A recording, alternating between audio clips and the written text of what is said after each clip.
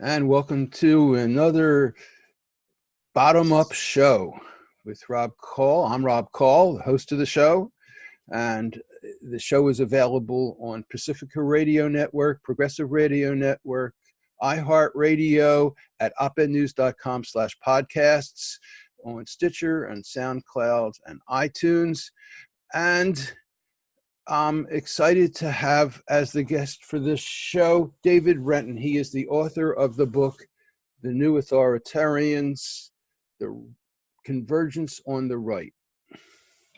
A pleasure to be here, Rob. Glad to have you.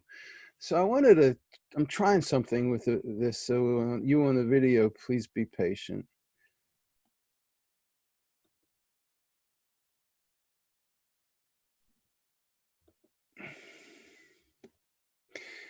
So what David's doing is he's talking about the authoritarians.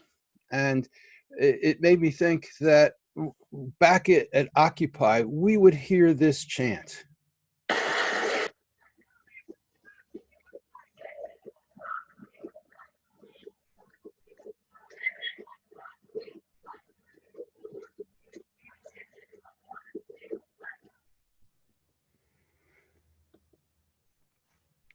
We would hear people chanting, "This is what democracy looks like." And David's book tells us what authoritarians look like.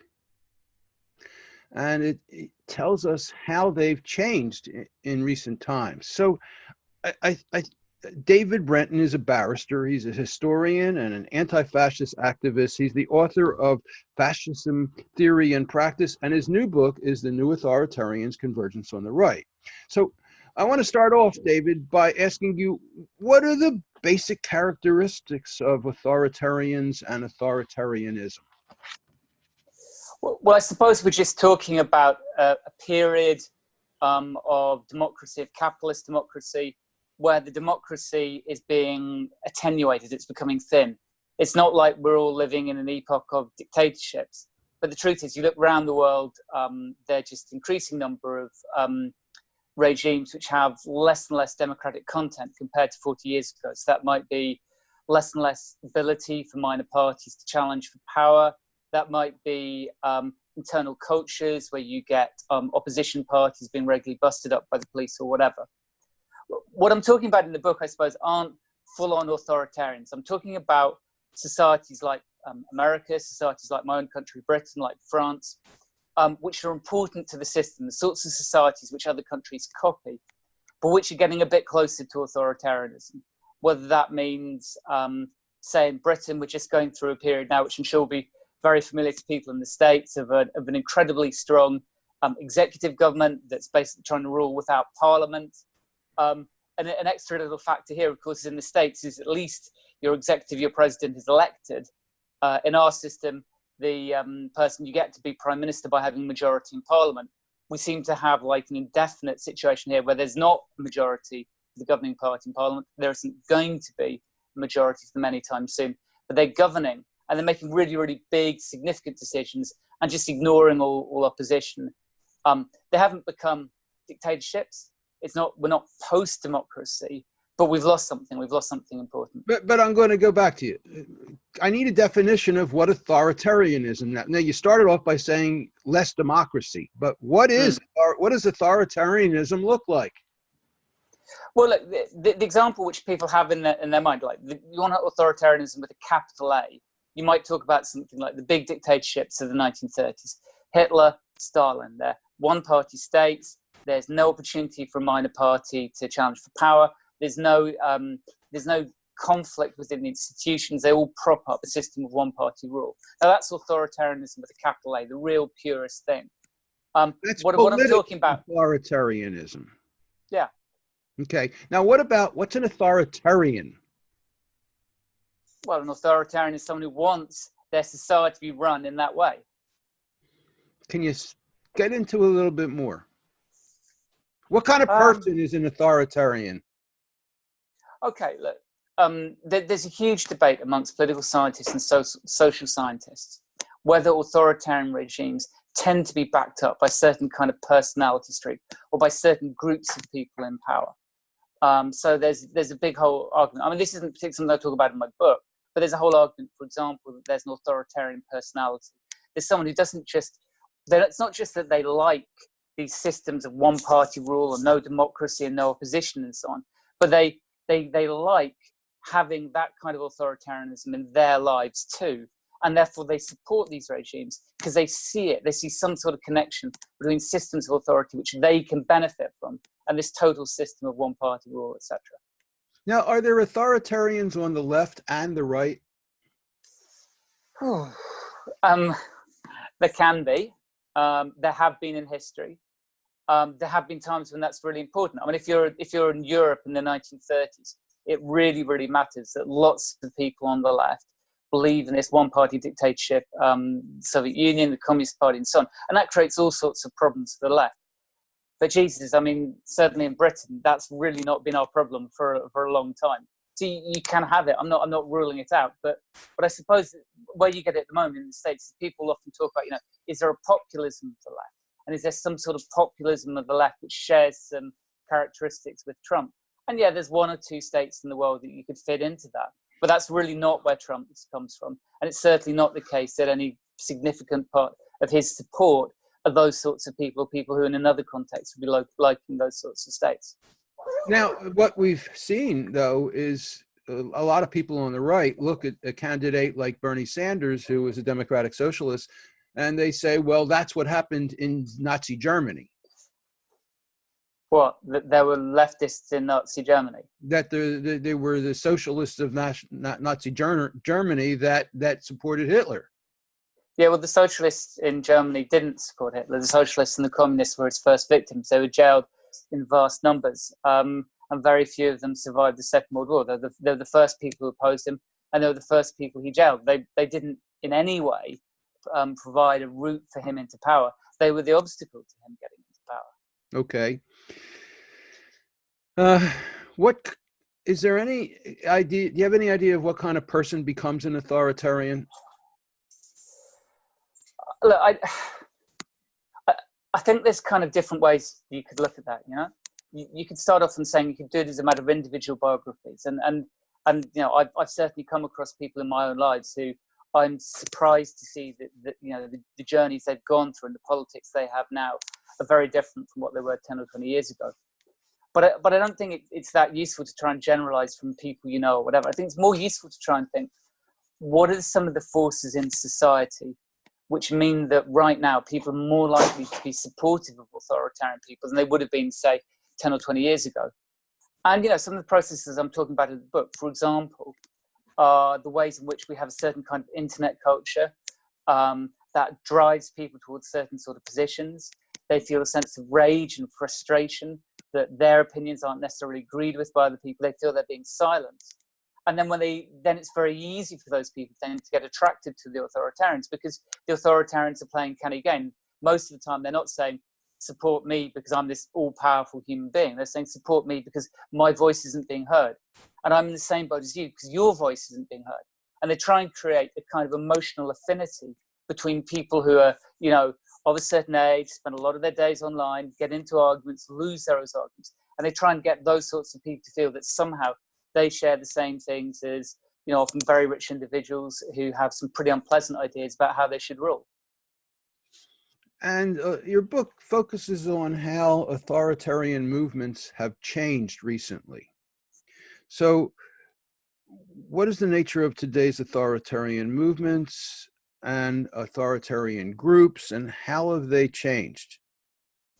Well, I think the big historical comparison that all of us have got in our heads is, are we living in a moment like fascism? And when people say that, it's not necessarily a stupid thing to say, because fascism didn't just come about because there were these one or two bad individuals and then millions of people randomly voted for them to come into power. It came about through a process whereby over 10 or 20 years, governments were moving successfully to the right, becoming more tolerant, more authoritarian.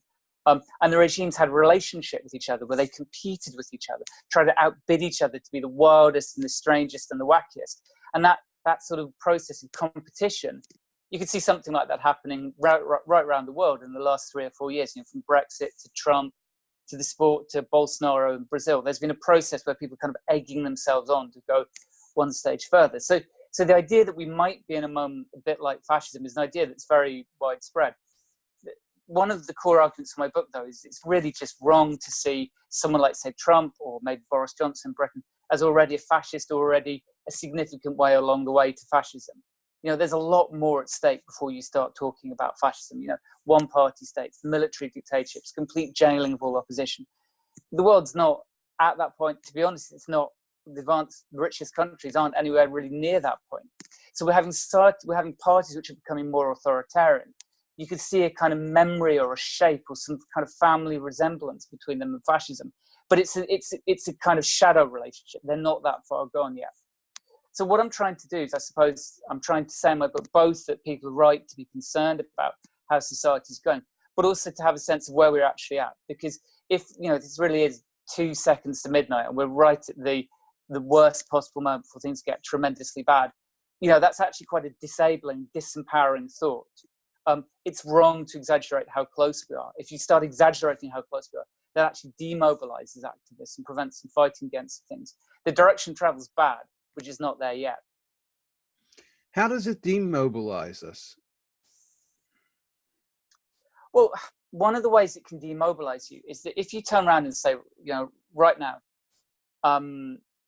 what we're facing, say if Trump got re-elected, that really would be fascism.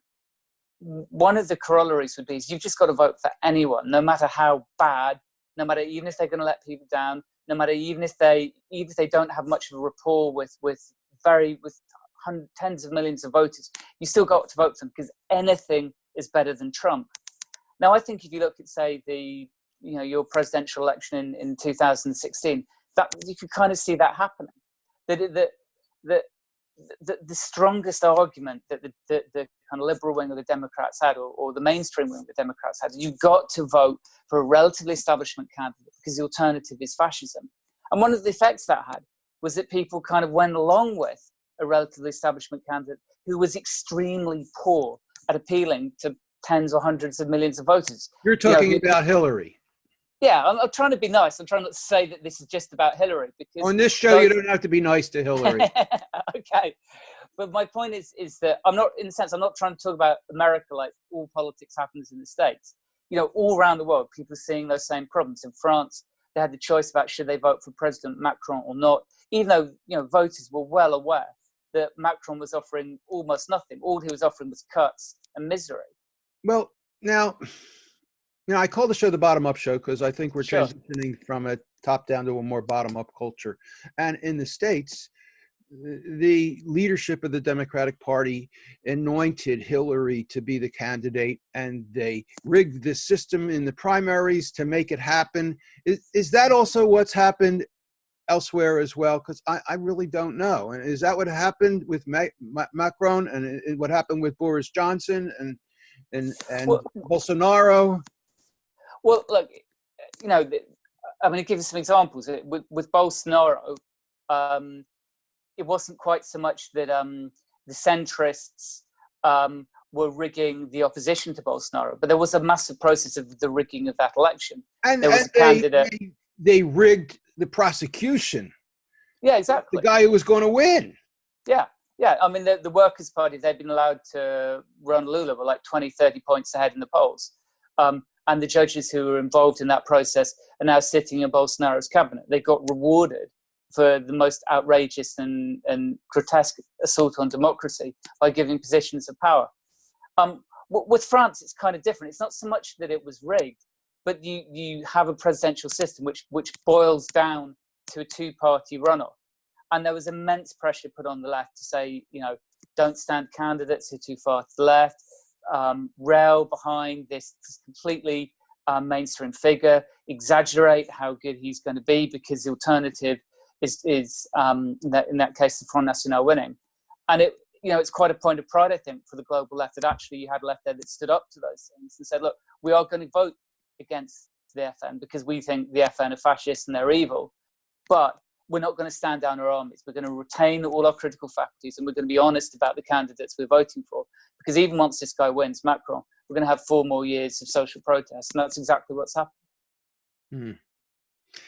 It's a sad time that people have to do so much settling for lesser evils and centrists. When I mean, in the United States, I don't think people want centrists. That's the last thing they want. I mean, some people want Trump and a populist leader, and some people want a progressive leader, and I think that's most of what the population wants. Well, look, we have those exact same debates here. You know, we've got Boris Johnson in power. At some point, relatively soon, we're going to have a general election. And the question will be, you know, essentially, do the large number of people who want to vote against that, which is possibly a majority of people, are they going to get railroaded behind the least radical option, which is our Liberal Democrats, who are very pro-EU, they're very pro the status quo. In a sense, they're standing against Brexit, and that whole dynamic can change. So that makes them attractive to people. Or are they going to vote for Jeremy Corbyn, who's a figure much more like Sanders, that he comes from that kind of independent socialist tradition and believes in bottom-up democracy? The question is, who's going to prosper? Who's going to become the real challenger to Johnson? And if it is Corbyn, I'm not necessarily saying he's going to win the general election, but it's not too hard to imagine, it's not determined yet what happens in the next few weeks, but some of the possible outcomes could be actually a real shift to the left in Britain. Because, as you say, the things which enable the populists to look good are that there are a bunch of people who hate how society's going. And the left should have a horse now. We should be the people who can talk to that. And if we are, when we are, actually we can stand up to these people. Now, here in the United States, the mainstream media is doing everything it can to diminish and hurt Bernie Sanders. And it's trying to promote anybody else, really. More centrist candidates or a less progressive candidate. Are you seeing the same kind of thing happening with the media in England, in UK? Yeah, definitely. There's been a months, years-long process of accusing Jeremy Corbyn of being soft on, the Irish terrorists from the 1970s, all sorts of dodgy third world regimes around the world, and so on. Accusations against him of anti-Semitism, which again, that's garbage. It's disgusting. They're doing that to some of our best members of Congress now here in the United States too. Yeah, sure. I mean, look, with Corbyn, there have been one or two missteps he's made, and that's in a sense given a way in for that line of attack. But I mean, if I want to explain to people here and try and say that it's garbage, we've got the Conservative leader of our House of Commons, Jacob Rees-Mogg, went on TV a couple of days ago and said that the campaign against Brexit was led by George Soros. Now, A, George Soros has never given any money to that campaign. He's not the leader of it. He's not the main funder or anything. And B, that's a dog whistle. That's an anti-Semitic dog whistle.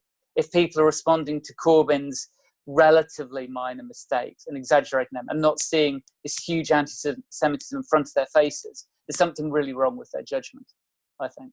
Yeah, so practically anytime anybody brings up Soros, and half the time they do it with the Rothschilds, I just lose any interest in paying attention to what they have to say, because they're just repeating memes, really. Yeah, but here it's not just some random individual on the net saying it. It's, as I say, it's someone who's a key figure in our government, and that's not something that was happening here 10 or 20 years ago. Yeah. So Corbyn's faced a media onslaught, but on the other hand, the pattern seems to be that if you actually put Corbyn in front of voters in an election where each party has to have 50% access to the press, he does well. In our general election in 2017, 49 of the most 50 shared stories about the election were pro-Corbyn, and every single one of them was on a news outlet which before the election would have been considered independent media. People were sharing those sorts of stories in vast numbers. The corporate media doesn't always win. But how is the corporate media treating the new authoritarians? Well, I think it's kind of funny. There's sort of two dynamics here. One dynamic's the pretty conventional one, which is that if you're in general terms the party of order, then the media is always much more in favour of you than the party that stands for change, for more reforms, for socialism, for equality, for whatever. And that's just always the case, that the party which is the status quo party does get more backing from the corporate media. But the other thing that's going on is that in a sense the corporate media often is quite hostile to these individual new authoritarians, because they represent a toughening and a hardening of the right, and that's dangerous. It's not politics as normal. It's something which the boss class, whatever you want to call them, might lose control of. So for me, what was interesting was watching, say, with Trump, that process whereby the never Trumpers seemed to have a direct route to all the main US papers. They were magnified and made seem really important.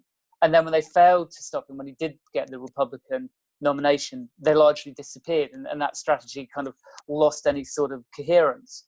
But you see a similar sort of thing in all the countries I'm talking about, that the press is still essentially a right-wing press, but that doesn't mean the press is altogether keen on the new figures. They try to gatekeep a bit to keep them out, and largely that's not working. Largely that's breaking down. Okay. Now, let's talk a little bit about how the new far right is different from the past far right. How have they changed? Well, I mean, one of the big changes is that the old far right was extremely ideologically coherent. It stood for something very, very simple. Now, we call that word fascism. So it stood for military dictatorship, one-party rule. It stood for, in essence, the vast majority of people having no power whatsoever. Now, the new far right, that's not really what it's about. It tries to present itself as like iconoclasts, as people are making jokes, who are teasing, rather than actually standing for a coherent form of politics. And they try to position themselves still far right, but kind of somehow closer to the mainstream. And they certainly don't have the ambitions which the old fascist parties had of fighting some sort of political military war initially to get rid of democracy, then to destroy their racial opponents, and then spread war throughout the world. These might be at the end game of some of these people, or the people behind them, over a very long time scale, but no one these days really is arguing for those things on any sort of immediate time scale. So one of your messages is that it's not as bad as it was. Yeah. No, I mean, one of my messages is that we're still in a world which remembers what happened in the Second World War. And so when people start saying, we could be on the verge of fascism, we're not. Fascism and things like it is still hated and detested as traditions. And it's actually quite difficult to take things back there. So now that we've kind of gone over some of the basics, talk about why you wrote this book. What's your goal for this book? To be honest, I just want to be part of a debate and discussion that's happening on the left. I want to try and join up two things which I see happening. One is that, lots of people are worried about how things are going. And I want to be saying to them, yeah, you're right. Things are going in a sinister, unpleasant direction. And unless we change how we operate as the left, people on the other side are winning, and we have to stop them. But I also kind of want to try and encourage people to focus away to some extent from the people that we've been focusing on. In Britain, we've got long traditions and cultures of anti-fascism. That when we see people marching in protest down the streets, far-right people trying to take control of the streets, we see that as the most immediate enemy. And what I'm trying to say to Britain, but not just in Britain, I think the same argument could be put in the States, is when people worry about right now about fascism, about the street gangs of the far right, about the Patriot Boys or Richard Spencer, yeah, these people aren't good people, and yeah, you should be worried about them. But actually, who's the more important part of the coalition of the far right? The more important part is not them. The more important part is Donald Trump. The same way in Britain. We could worry about people who are capable of getting a few hundred people on the streets, but we need to worry about the Brexit Party, which, in our European elections a few months ago actually came first in those elections. It's these people, it's these electoral far-rightists who are actually recruiting other people to other bits of the far right. And we need to be exposing and challenging them. And we need to take, all that kind of energy and principle and verve and enthusiasm which we've used to confronting the street right. And to some extent, we need to direct some of it against the parliamentary right. What about Antifur? Well, in Britain, one of the main groups I work with are our British equivalent of Antifur. I do a lot of meetings with them, and I find that generally, when I put that message to people, they're receptive. They get what I'm saying.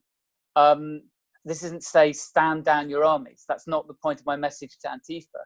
But it is to say, look, if you were in the States and you thinking that the threat to people's ability to organize is going to be represented by some patriot type movement or the Proud Boys, you're misdiagnosing the most immediate threat. The most immediate threat, let's be honest, in the States is in the White House. So Now, I'm trying to have a dialogue with people. In the United States, Antifa has been vilified by the right. And they bring it up as though, oh, they're horrible, they're dangerous, they're terrorists. Well, look, I don't pretend to know a great deal about that Antifur in the States. You know, I mean, I can only really talk at a certain level of detail about people in Britain, but it seems to me that times in recent past in America, about the last 2 years, Antifa has served a really positive and benign role. I'll give you an example. Think about Charlottesville. If there hadn't been huge numbers of people organizing against the far right at Charlottesville, then there would not have been the political crisis about what happened. There would not have been the political crisis about Trump's defense of the far right. There would not have been that crisis for the governing regime. Bannon might have got forced out, but that would have happened much, much slower. And the regime would have carried on, the Trump regime would have carried on the way it was going up to that point, which just seemed to be ever more to the right. And I think that what Antifa did at Charlottesville actually exposed, by organizing against the far right, exposed this kind of tacit alliance and relationship between Trump and the far right on the streets. They weakened the regime a lot, and they certainly set back the far right on the streets significantly. So I'm not going to say that everything in Antifa in the States has done has been perfect or brilliant, or I would have done all of it. But at times, Antifa's done some really important things, and the people involved in that should be proud of what they did. Okay, we need to take a brief break now. When we come back, I'm going to ask you about who the leaders of today's authoritarianism are and what are the most effective strategies for the left to use against today's right. So we're going to take a little pause now.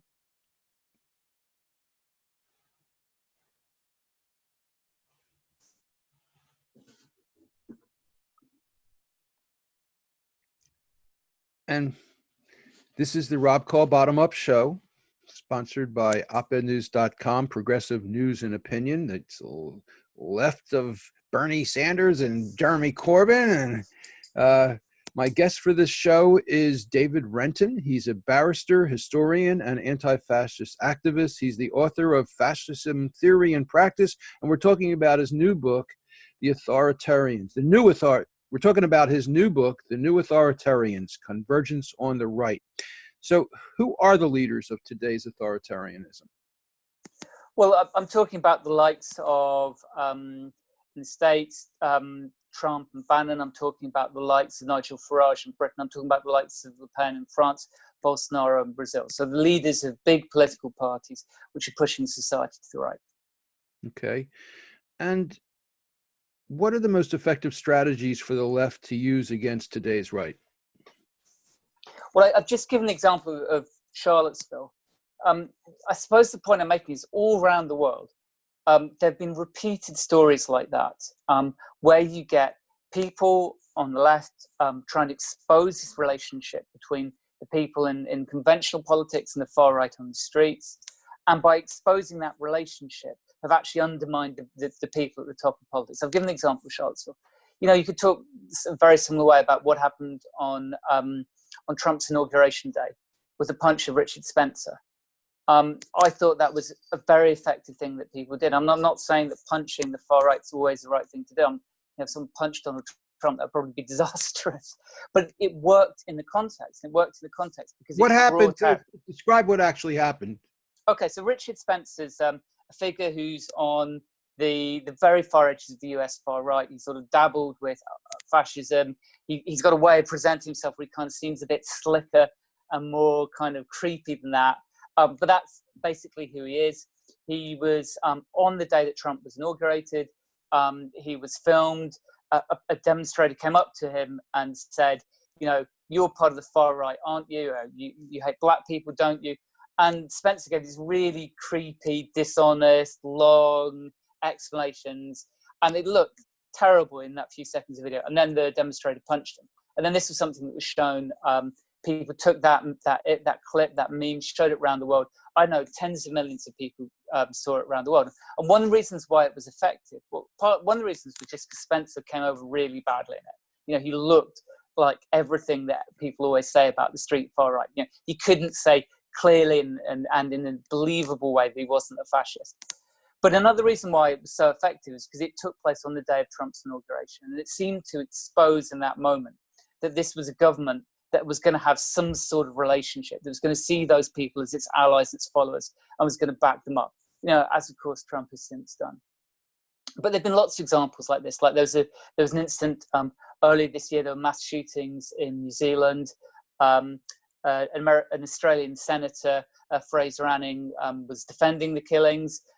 Just a lone demonstrator in Australia, they call him Egg Boy, came up to this senator and smashed an egg on his head. It was the reason why it worked is because you had someone in normal conventional politics who seemed to be willing to tacitly endorse terror, and at that moment, turning that focus back on him, exposing him, showing him up for who he was very effective. And you could talk about, say, in Britain, we've also had a tactic with the people on the far right, all the different bits of the far right. We've got a culture now where people throw like McDonald's milkshakes at them. I think that's been tried in the States too. It's pretty, in a sense, it's a pretty silly tactic. All it does is make these people look ridiculous. But one of the reasons why it works is it's used across all different bits of the far right, whether it's the ones who are at the street, whether it's the ones who want to get into parliament. It's used against all of them, and it brings out the way they're all essentially the same variety of politics. So what I'm calling for is people to try and expose those alliances on the right and using those sorts of tactics to do it. That will get people arrested. Well, you know, like if you go to Britain today, people are trying to protest about the climate. So far, we're looking at by mid-morning, we were over 300 arrests. There'll probably be more by this evening. If what you're trying to fight for is a society with genuine democracy, what's wrong with getting arrested for it? Okay, civil disobedience is an essential part of protest, really, and you never know if when you get arrested, it's going to influence somebody who can really change the world and Exactly. make a huge difference.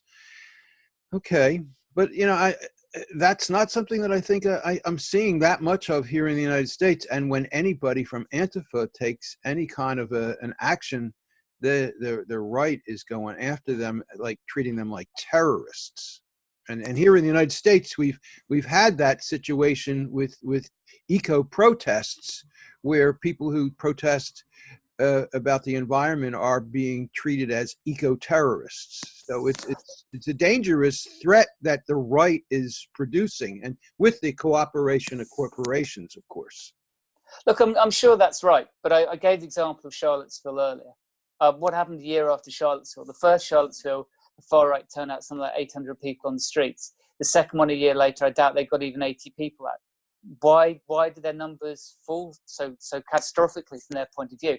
And the answer is because there were people protesting against them outside their meetings, saying these are not normal politics, this is not conventional things. These are people who stand for the removal of your right to speak, my right to speak, and they should be challenged. And then when the far right went through a sustained period, some of it was Antifa, some of it was much more moderate groups. You know, at Charlottesville, it wasn't just people with black masks over their head. There were an awful lot of pastors and Christians, and every point on the political spectrum between those two things were there in those protests.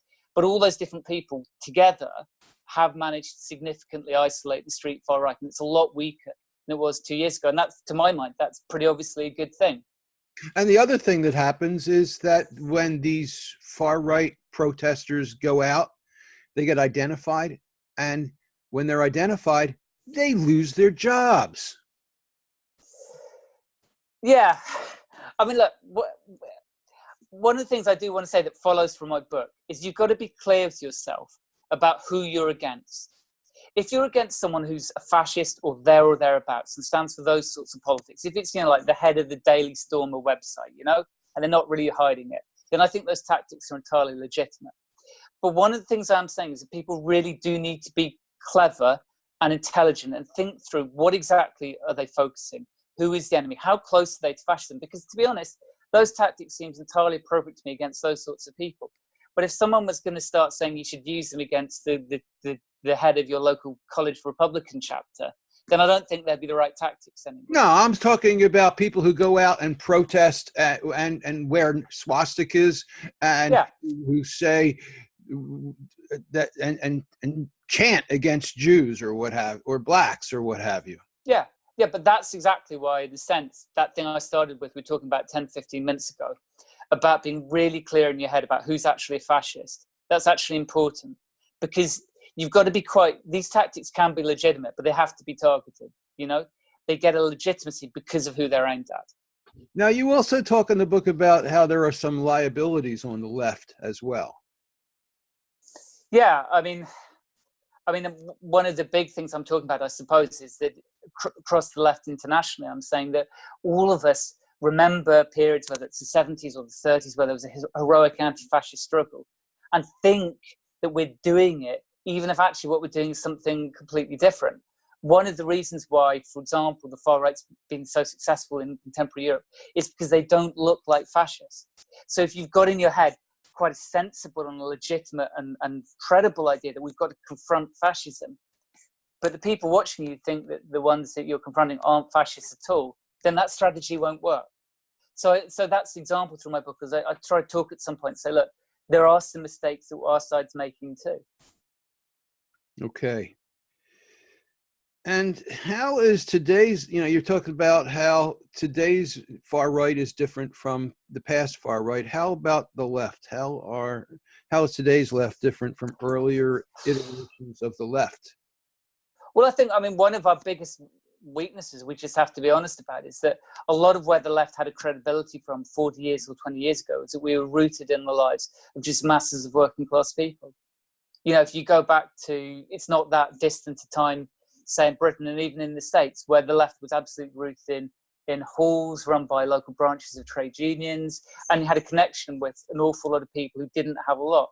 Now, I think there is a problem with the left, that we've got too dependent on people who are university educated. We're too dependent on people who can feel like they have some degree of social privilege. The left I want to see is a left of people who are angry, and who are outraged, and who are the dispossessed. And if we kind of stop talking to those people, then we're making a huge mistake. Particularly if we let the right talk to those people and we sort of write those people off, we're making an even bigger mistake. I agree. I think, Chris Hedges wrote a book, The Death of the Liberal Class. And he described how the left has really changed. And what we have now is a lot of liberals who are they're willing to click on something, but they're not willing to go to a protest. They're not willing to go out and knock on doors. They're not willing to actually do anything to make changes happen. And God forbid they would give up their flight in a jet or even a private jet because to help give up their flight on a private jet to help the environment. Well, look, I think that process, if I'm honest, is further gone in the States than it is here. Social democracy is actually sustained by an awful lot of people campaigning in an infinite number of local campaigns around healthcare, around education, around access to housing. We're not as far gone in Britain or in Europe generally as you are in the States. Wait, what do you mean by far gone? What do you mean by far gone? Well, I suppose I mean it in two senses. If you visit the States as a foreigner, someone who's rooted in state relationships, some barrister, one thing that's very striking is that sometimes when you travel around the States, it feels like you're traveling around the kind of third world dictatorships of the 1970s in the way that they used to be talked about in the popular literature of that time.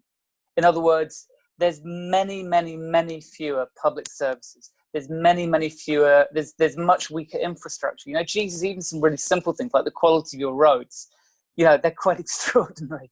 It's just someone who comes from Britain, used to trains, used to publicly maintained road networks, etc. There's lots of ways in which under neoliberalism, the state has kind of drifted out of people's lives in America. But there's another process, which is also about the abilities of people who don't like the present system to fight back. You're also further gone on that score. I think, I hate saying this, but I think it's true, that there's been we have many more. I'm trying to think. Just in any, like I live in an area in London. In my local constituency, 1 in 10% of the population is members of the Labour Party. That's a size of involvement in local political organising, which is enormous compared to almost all areas of the States. Whereas in Britain, it seems relatively normal and typical, and not something you'd really talk about from day to day. So there's just far more what academics call civil society, which is just people getting involved in local campaigns on a day-to-day level. That's often the most powerful thing in terms of that bottom-up society you're talking about. Okay. You talk about authoritarians in terms of their willingness to inflict cruelty, violence, walls, exclusion, about their attitude towards economics and welfare. Talk about that. I should say quite soon I might need to switch over to a different way of doing my headphones. So I'm running quite low on my phone in terms of battery. But yeah, look, if you want one example of that, which seems to me pretty clear, is think about the people coming to the border of the States, the families who get separated and broken up. And also, I suppose that just there must be in the States, tens of millions of people who know that's happening, but have decided that's something they can live with. Now, that seems to me a pretty clear example of the kind of callousness, of cruelty against tens of thousands of people, which if you tried to explain that to just an ordinary person in the States in the 70s, they wouldn't have believed that sort of cruelty would have been possible. They'd have just absolutely taken it for granted. Oh, of course the kids will get returned to their parents. Of course you're not serious about separating kids from their parents in that vast numbers. Of course you're not going to have 4-year-olds going into court and having to represent themselves and getting cross-examined on why they ticked a certain box on a form. That whole thing is just disgusting. And what about other countries? How about in the UK? Are you seeing similar kinds of cruelty in the UK? Yeah, and look, I said before I'm going to have to go over to this, so I'm hoping it works. So what about cruelty in the UK or Brazil or France? Well, I take Britain. The equivalent scandal here is what we call the Windrush scandal. And it's about people who've been in Britain since the 1950s, who came here to work in Britain. They were invited to this country by the government, often worked for 40, 50 years in some tough physical jobs as nurses, as cleaners. All that generation is now coming to retirement. They've been retired for some time. Our last Prime Minister, Theresa May, when she was Home Secretary, basically took a decision to declare all these people illegals. And then we started subjecting them to a whole series of really grotesque policies. Things like, for example, saying that if they wanted to get healthcare because they had cancer, they'd have to pay, tens of thousands of pounds, the same sort of money that people in the States would have to pay for healthcare. But we're talking about in a context where there's no system of insurance against healthcare risks, and where until now they've been getting all the healthcare for free. And suddenly, I just have to point out that what you're saying is cruelty, is subjecting the people of a certain ethnic background to what most Americans have to deal with as a normal situation. Yeah, no, look, I get that, but imagine if all of America had been a system of socialized healthcare for 40 or 50 years, and then suddenly that was switched off, and suddenly you had to go with the full American system. That would be really disturbing, because people wouldn't have had to spend their whole lives getting used to it, and would be confronting it for the first time when they're retired, and they certainly don't have any opportunity now to do anything about it. No, I totally understand what you're saying, but it is so pathetic, really, that Americans don't understand that what we see as normal is seen as profound cruelty in the United Kingdom. Yeah, no, that's right. I mean, that trying to explain to people here how things are in states in terms of healthcare is quite a thankless task, because no one here can really believe it's as bad as it is. But to go back to your question, I mean, other examples might be something like the story about what's happened to refugees going to Denmark in the last couple of years, where we now have rules that say that if you come to Denmark as an asylum seeker, you have any jewelry at all, then when you get into that country, even if you can have the right to stay there, all your jewelry, all your possessions, all your private wealth gets confiscated. Now, that you're talking about people who've travelled halfway around the world from war, from famine, who've got almost nothing, what little savings they've got, and then taking that away. No one's taking that away in order to make Denmark rich. They're just taking that away in order to make the lives of migrants that bit nastier, shorter, and more unpleasant. And unfortunately, while the authoritarians have been prospering, there are lots of examples of that sort of thing from all around the world. Yeah, it's pretty bad. How is the far right in the UK different from the far right in the US? Well, I suppose one of the big differences is that we do have a street right that's larger and more significant than the street far right in the States. If you think about where you are, most of the times, for most people, they have no real contact with any of the groups I've talked about before in the States. The time when you do hear about them is essentially when they get invited to speak on some campus, and then suddenly there's a fight about whether they'll actually get allowed to speak or not. So that's a pretty different dynamic from Britain. We have individuals like, for example, Tommy Robinson, who's recently come out of jail. Before he was jailed, at one point he had 1 million supporters on Facebook, which, in British terms is a lot. It means that he had as many as our Prime Minister, as many as Jeremy Corbyn, the leader of the opposition. When he did get jailed, initially there were demonstrations in his support, and they had 20,000 people on them. Now, you think about Charlottesville, everyone in the States was alarmed that the far right was able to turn out 800 people with all the different groups coming together. When we had the far right on the streets here turning out groups and everyone coming together, we had 20,000 people. So we had more than 20 times as many in a country which is a lot smaller. How about their goals? Well, I think, to be honest, they're both pretty similar, and they're both at this stage where they're trying to say they aren't fascists, but they come from a far-right tradition which is sort of interested in street politics and hostile to elections, and sort of goes back, in a sense, to fascism. So in that sense, hostile to elections? Well, yeah. I mean, if I'm talking